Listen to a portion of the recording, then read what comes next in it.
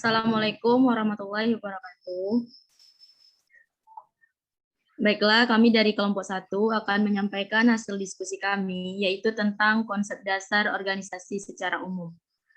Baiklah, kami dari kelompok 1 yang beranggota 5 orang. Yang pertama saya Lala Gusti Ayu, yang kedua Saibullah Safi'i, yang ketiga Putri Anggraini, yang keempat Rivaldi Purnama Wijaya, dan yang kelima Rahmat Saleh. Baiklah, kami akan membacakan hasil diskusi kami, yaitu yang pertama akan dibacakan oleh Putri Anggraini. Kepada Putri, kami persilakan.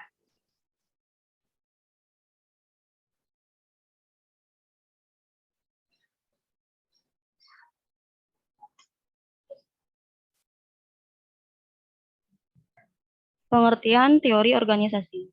Organization theory atau teori organisasi adalah teori yang berusaha memahami, menjelaskan, dan memprediksi bagaimana, mengapa, dan sampai sejauh mana berbagai desain, struktur, dan proses pengambilan keputusan organisasi efektif untuk mencapai tujuan tertentu.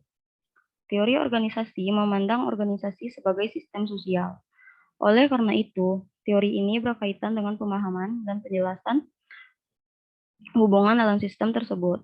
Peran dan pengaruh politik organisasi pada pengambilan keputusan individu dan kelompok adalah salah satu dari banyak topik yang diperiksa dalam domain teori organisasi.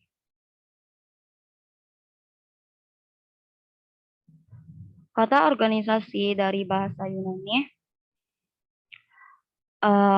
organon, yang artinya alat atau instrumen. Pada awalnya organisasi hanyalah dipandang sebagai tool atau alat mekanis yang digunakan untuk membantu mencapai tujuan. Selanjutnya, para ahli mengemukakan apa definisi organisasi secara berbeda-beda.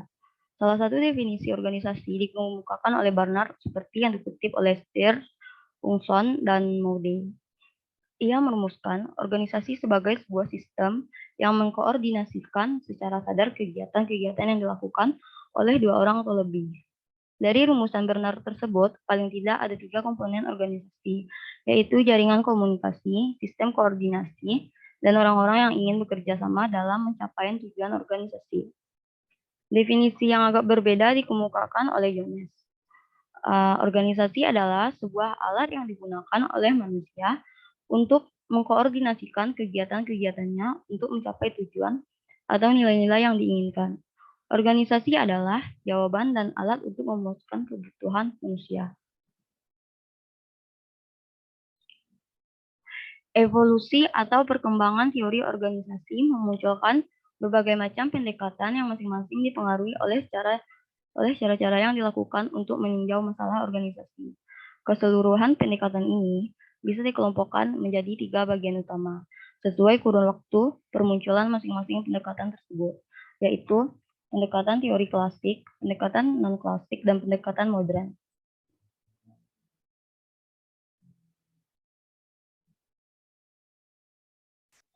Baiklah, pembaca materi selanjutnya yaitu kepada Saibullah Safi'i.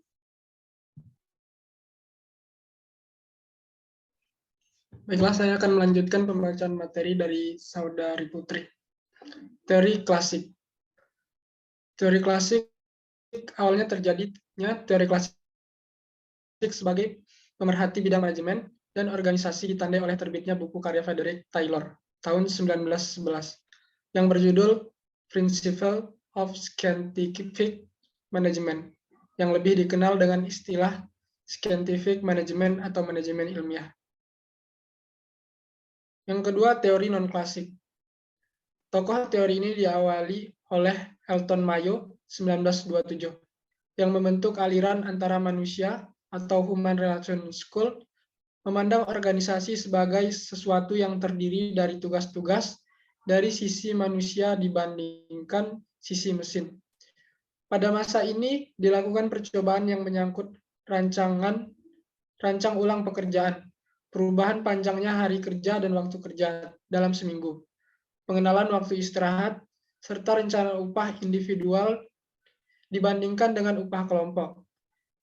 Disimpulkan bahwa norma sosial kelompok merupakan kunci penentu perilaku kerja seseorang. Yang ketiga, teori modern. Teori modern ditandai dengan lahirnya gerakan kontingensi yang dipelopori Herbert Simon yang menyatakan bahwa teori organisasi perlu melebihi prinsip-prinsip yang dangkal yang terlalu disederhanakan bagi suatu kajian mengenai kondisi yang di bawahnya dapat diterapkan prinsip yang saling bersaing.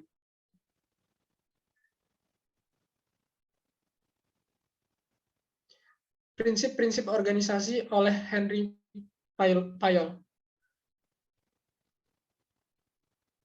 Pembagian kerja atau division of work. Division of work atau pembagian kerja kepada individu-individu dalam organisasi atau manajemen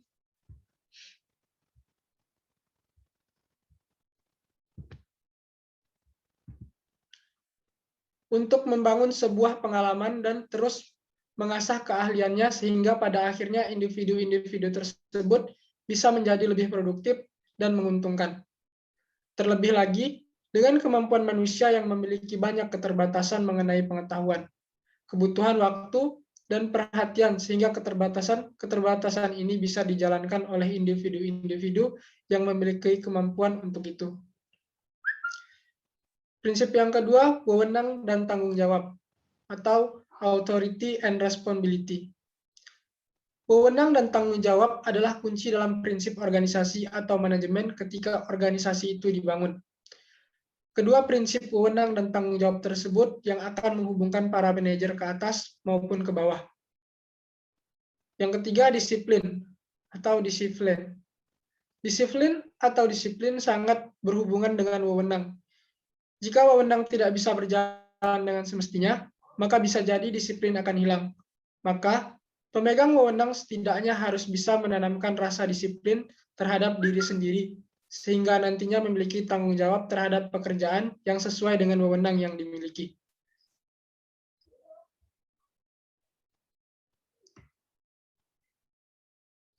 Empat, kesatuan perintah atau unity of command.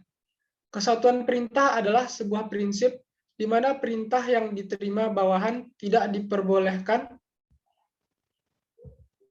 untuk diberikan oleh lebih dari seorang yang ada di atasnya. Dalam melaksanakan pekerjaan, para karyawan memperhatikan prinsip-prinsip kesatuan perintah supaya pekerjaan bisa dilaksanakan secara baik. Yang kelima, kesatuan pengarahan atau unity of direction. Kesatuan pengarahan merupakan prinsip manajemen yang mengatakan setiap golongan pekerjaan yang memiliki tujuan yang sama harus memiliki satu rencana dan dipimpin oleh satu manajer saja. Yang keenam, pemusatan atau centralization.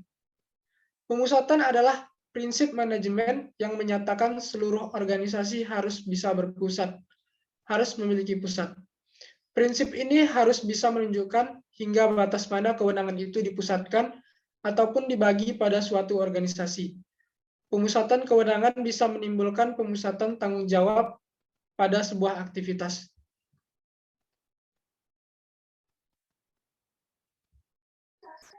Baiklah, pembaca materi selanjutnya, yaitu kepada Rivaldi Purnama Wijaya. Baiklah, saya akan melanjutkan materi yang selanjutnya, yaitu macam-macam organisasi.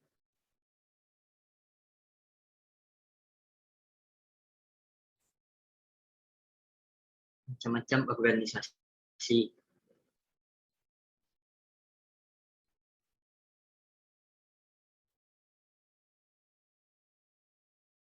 Yang pertama ada organisasi formal atau legal. Yang kedua ada organisasi internasional. Yang ketiga yaitu hybrid organisasi. Yang keempat ada organisasi informal. Yang kelima yaitu organisasi rahasia atau ilegal. Perbedaan dan persamaan. Yang pertama, perbedaan. Perbedaan utama antara organisasi publik dan organisasi bisnis. Yang pertama yaitu kekuasaan dan politik. Peranan dan ambisi politik dari aktor politik pemerintahan dan birokrasi jauh lebih menonjol dibandingkan dengan yang dimiliki para pelaku bisnis, yang kemudian tampak dalam praktek pelayanan kepada masyarakat. Ragam dan mencantikkan lampu dari para manajer bisnis justru merupakan faktor eksternal yang sangat berharga sebagai masukan bagi para manajer pemerintahan. Akan tetapi, sistem kewenangan yang diciptakan dalam jajaran birokrasi seringkali kompleks dan tumpang tindih.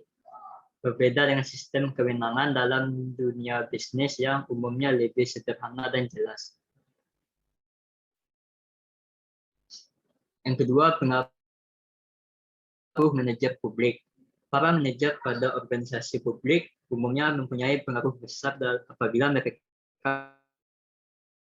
berada dalam posisi yang erat hubungannya dengan isu-isu dan masalah-masalah pokok yang berkaitan dengan pencapaian sumber daya. Selain itu, pengaruhnya juga besar apabila mereka memperoleh dukungan efektif dari pemegang kekuasaan serta kelompok-kelompok inti dalam organisasinya.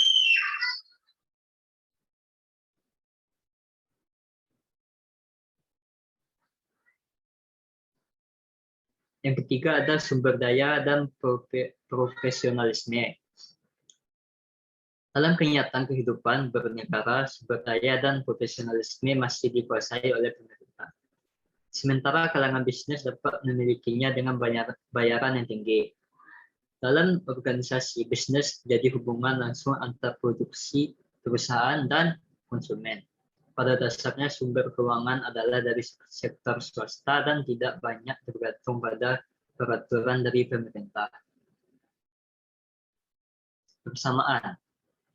Yang pertama, yaitu keduanya merupakan bagian yang tidak dapat dipisahkan dalam sistem ekonomi nasional, yang secara bersama-sama menggunakan sumber daya dalam sistem ekonomi, seperti sumber daya finansial, modal, maupun manusia. Yang kedua, sama-sama menghadapi sumber daya ekonomi yang terbatas untuk mencapai tujuannya.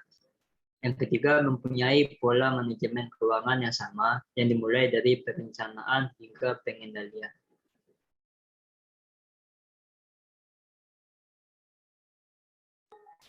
Baiklah, pembaca materi selanjutnya yaitu kepada Rahmat Saleh. Kepada Rahmat Saleh kami persilakan. Baiklah, saya akan organisasi publik dan privat.